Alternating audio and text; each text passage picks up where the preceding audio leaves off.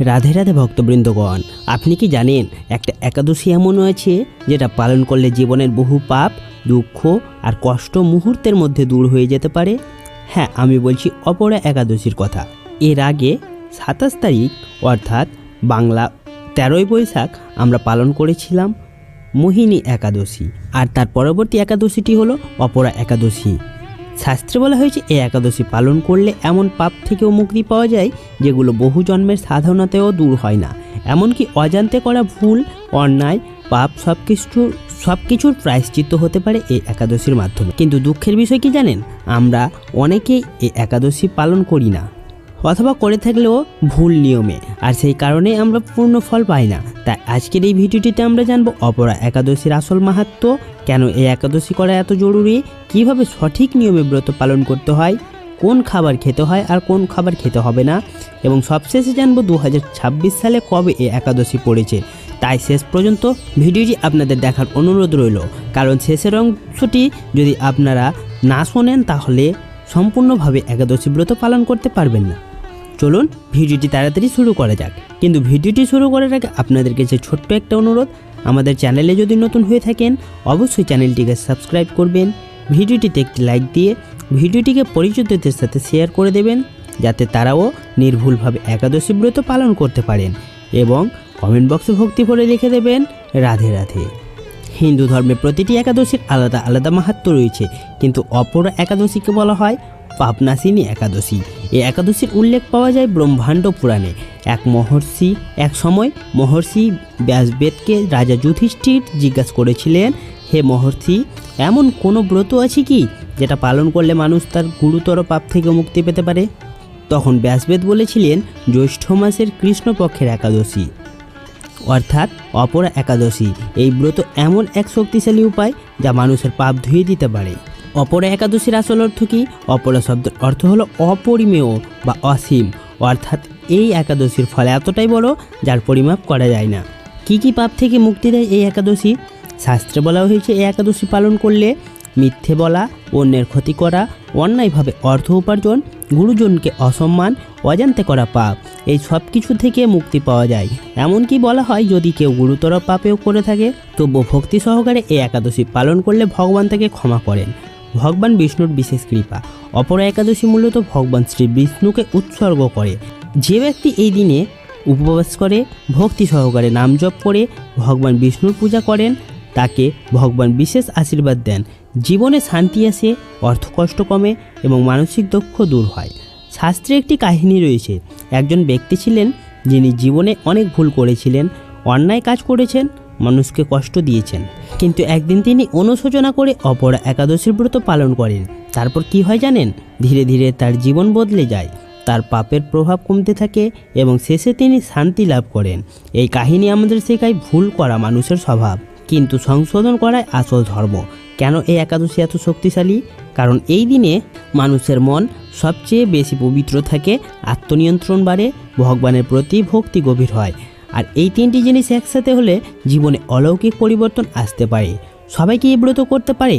হ্যাঁ, কিন্তু শুধুমাত্র উপবাস করলে হবে না, মন থেকেও পবিত্র হতে হবে। কারণ ভগবান শুধুমাত্র বাহ্যিক আচরণ দেখেন না, তিনি আমাদের অন্তরের ভক্তিও দেখেন। চলুন এবার জানবো কেন আপনি এই একাদশী পালন করবেন এবং এর আসল লাভ। বহু জন্মের পাপ থেকে মুক্তি। শাস্ত্রে বলা হয়েছে মানুষ শুধুমাত্র এই জন্মেই নয়, আগের জন্মের অনেক কর্মফল ভোগ করে। সেই কারণেই অনেক সময় আমরা বুঝতে পারি না কেন জীবনে বাধা আসে, কষ্ট আসে এবং সমস্যা আসে। অপরা একাদশী সেই সব পাপের কর্মের প্রভাব কমাতে সাহায্য করে। এটা শুধু একটা উপবাস নয়, এটা হলো আত্মশুদ্ধির পথ। অর্থকষ্ট ও জীবনে বাধা দূর হয়। অনেকে বলে আমি অনেক চেষ্টা করি কিন্তু সফলতা পাই না। এর কারণ হতে পারে অদৃশ্য বাধা বা পূর্বের কর্মফল। যখন আপনি ভক্তি সহকারে একাদশী পালন করেন, জীবনের বাধা ধীরে ধীরে দূর হতে থাকে এবং নতুন সুযোগ আসতে শুরু করে। মানসিক শান্তি ও আত্মনিয়ন্ত্রণ বাড়ে। আজকের দিনে টেনশন, দুশ্চিন্তা, অস্থিরতা এগুলো খুব সাধারণ হয়ে গেছে, কিন্তু এই একাদশী পালন করলে মন শান্ত হয়, চিন্তা পরিষ্কার হয়, আত্মবিশ্বাস বাড়ে। কারণ উপবাস শুধু শরীরকে নয়, মনকেও শুদ্ধ করে। ভগবান বিষ্ণুর বিশেষ কৃপা লাভ। এই দিনে ভগবান বিষ্ণুর নাম জপ, পূজা, ভক্তি এইসব করলে ভগবান আপনার প্রতি সন্তুষ্ট হন, আর যখন ভগবান খুশি হন জীবনের অনেক অসম্ভব কাজও সহজ হয়ে যায়। এবার চলুন সেই ভুলগুলো জানবো। এখানে বেশিরভাগ মানুষ ভুল করে, একাদশী রাখে কিন্তু ফল পায় না। কেন জানেন? কারণ তারা এই ভুলগুলো করে। কি ভুল? শুধু না খেয়ে থাকা, যে আমি সারাদিন কিছুই খাইনি মানে ব্রত সম্পূর্ণ, এটা ভুল।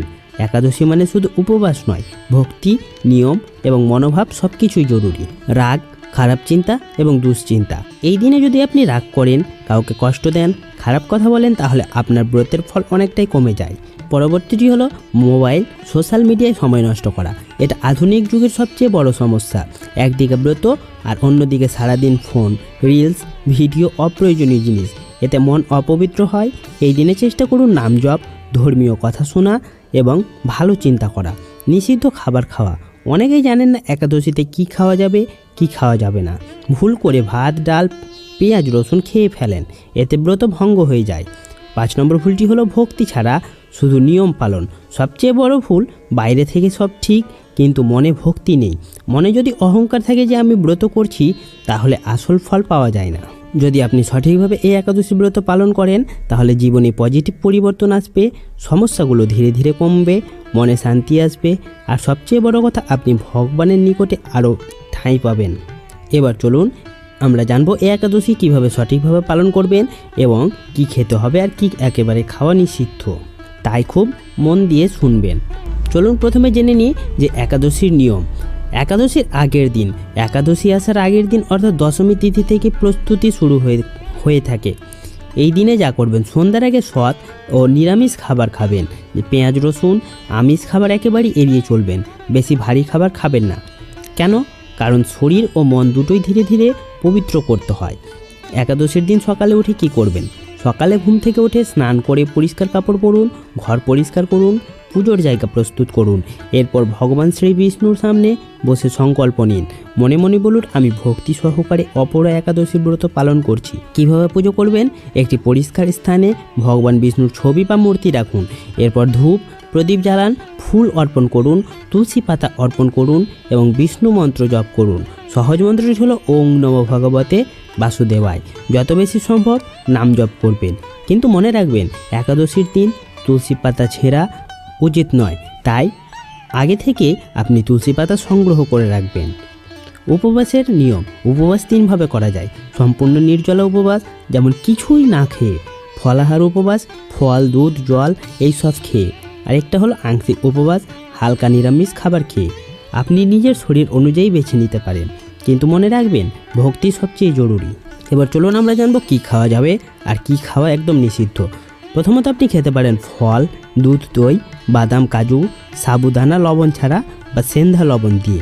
এগুলো খেলে ব্রত ভঙ্গ হবে না। আর কি কি খাবেন না? ভাত, গম রুটি, ডাল, পেঁয়াজ, রসুন, আমিষ খাবার খাবেন না। একাদশীর পুরো দিনটি কীভাবে কাটাবেন? এই দিন শুধু না খেয়ে থাকলে হবে না, দিনটা পবিত্রভাবে কাটাতে হবে। ভগবানের নাম জপ, গীতা, ধর্মীয় কথা শোনা, ভালো চিন্তা করা, অন্যকে সাহায্য করা। তাহলে কি করবেন না? ঝগড়া, রাগ, মিথ্যে কথা এবং খারাপ চিন্তা, এগুলো করবেন না। একাদশীর রাতের বিশেষ গুরুত্ব। চেষ্টা করুন রাতে জেগে ভগবানের নাম স্মরণ করতে। এটাকে বলা হয় জাগরণ। এটা ব্রতের ফল অনেক গুণ বাড়িয়ে দেয়। পরের দিন অর্থাৎ দ্বাদশী তিথিতে ব্রত ভঙ্গ করতে হয়। সকালে স্নান করে ভগবানকে প্রণাম করে নিরামিষ খাবার দিয়ে উপবাস ভাঙবেন। অনেক সময় ব্রাহ্মণ বা গরিবকে দান করাও শুভ। একটা গুরুত্বপূর্ণ কথা, আপনি যদি পুরো নিয়ম না মানতে পারেন, তাহলে অন্তত 3টা কাজ করুন। প্রথমত ভগবানের নাম জপ করুন, পবিত্র মন রাখুন এবং নিষিদ্ধ খাবার এড়িয়ে চলুন। তাতেও ফল অনেক পাওয়া যায়। এবার চলুন আমরা জানবো এই একাদশী কখন শুরু হচ্ছে এবং কখন শেষ হচ্ছে, আর আপনারা উপবাস করবেন কবে এবং পালন কবে করবেন। এই একাদশীটি শুরু হচ্ছে 12ই মে অর্থাৎ 28শে বৈশাখ মঙ্গলবার সকাল 9:56 এবং শেষ হচ্ছে 29শে বৈশাখ অর্থাৎ 13ই মে বুধবার সকাল 9:03। তাহলে আপনারা উপবাস কবে করবেন? যেহেতু 13ই মে সূর্যোদয়ের সময় একাদশী তিথি থাকছে, তাই আপনারা একাদশী ব্রত পালন করবেন 13ই মে অর্থাৎ বুধবার এবং পালন করবেন 14ই মে অর্থাৎ 30শে বৈশাখ সকাল 7:44 মধ্যে। ভিডিওটি থাকছে এই পর্যন্তই। আজকের ভিডিওটি যদি আপনাদের কোনো উপকারে লেগে থাকে অথবা আপনাদের যদি ভালো লেগে থাকে অবশ্যই ভিডিওটিতে একটি লাইক করবেন, ভিডিওটিকে শেয়ার করে দেবেন এবং কমেন্ট বক্সে ভক্তি ভরে লিখে দেবেন রাধে রাধে। ধন্যবাদ।